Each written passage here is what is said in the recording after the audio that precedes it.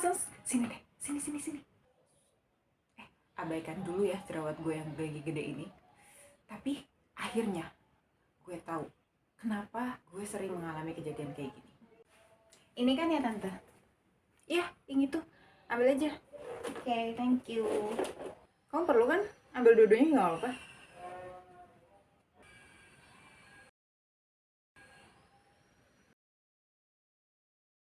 Ih, nggak mau ya nggak usah.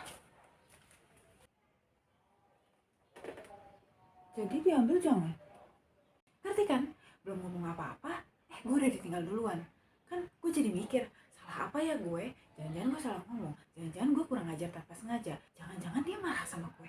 Kan gak enak ya kita jadi mikir macem-macem. Tapi ternyata akhirnya gue tahu kenapa.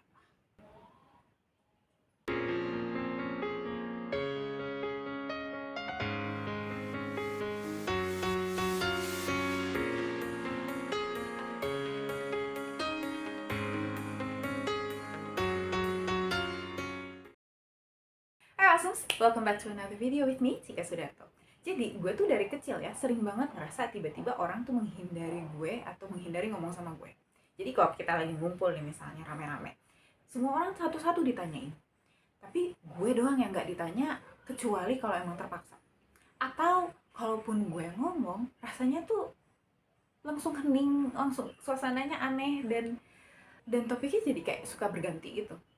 Jadi gue berasumsi bahwa either pendapat gue emang gak penting atau cara komunikasi gue salah. Tapi semua orang itu punya pendapat yang patut untuk didengar kan. Jadi akhirnya gue latihan berkomunikasi like crazy. Gue latihan jurnal, gue ketemu orang banyak, gue coba latihan sampai orang itu mau mendengarkan pendapat gue. Dan memang latihan ini membuahkan hasil. Lebih banyak orang yang mau mendengarkan gue. Tapi gue masih sering ketemu sama orang-orang yang tetap menghindari atau akhirnya pergi meninggalkan gue tanpa gue menyelesaikan apa yang ingin gue sampaikan. Ini bikin gue mikir, sampai gue ketemu sama kejadian kayak gini. Mah, mau pinjam gantungan baju ya? Oh ya, boleh ambil aja. Tapi jangan semua ya, karena mau dipakai juga bentar lagi.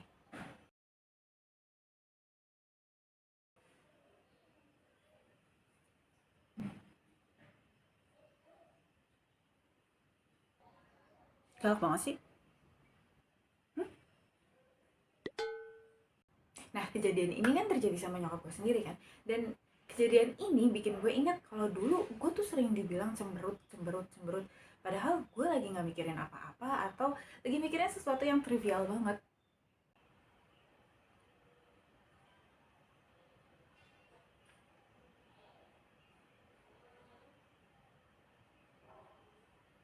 Lihat berita buruk apa sih? Cemberut gitu. Lagi lihat orang bikin rainbow cake. Dari kejadian ini gue jadi paham, oh ini tuh yang namanya punya bitch resting face. Soalnya gue selama ini emang sering dibilang jutek, sombong, sampai bikin takut kalau diajak ngobrol. Ternyata emang cuman muka gue aja yang suka intens tanpa gue sadari. Dan sebenarnya kalau misalnya orang-orang mau tanya apa yang sedang gue pikirkan, gue mau aja kok jawab.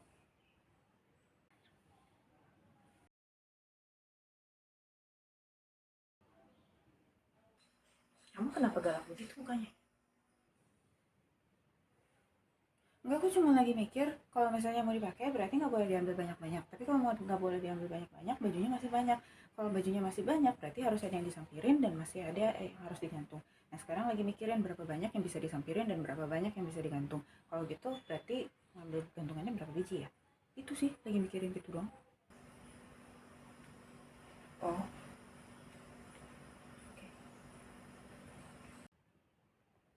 ya jawaban gue emang suka panjang dan boring sih, makanya gue jarang omongin. Tapi kalau misalnya emang ditanya, gue fine-fine aja dan gue welcome banget untuk punya jawaban. Kalau mau nanya silahkan aja, daripada kita berasumsi mikirnya enggak dan akhirnya malah jadi dosa gibah kan. Kamu gimana? Punya nggak cerita lucu tentang bitch resting face atau kamu punya sifat yang nggak kamu sadari kamu punya dan itu suka bikin salah paham sama orang lain? Share di komen di bawah and I will see you in the next video. This is Tika Sudarto signing out, reminding you that you are awesome.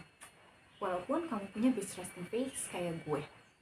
Well, resting face is awesome anyway, so like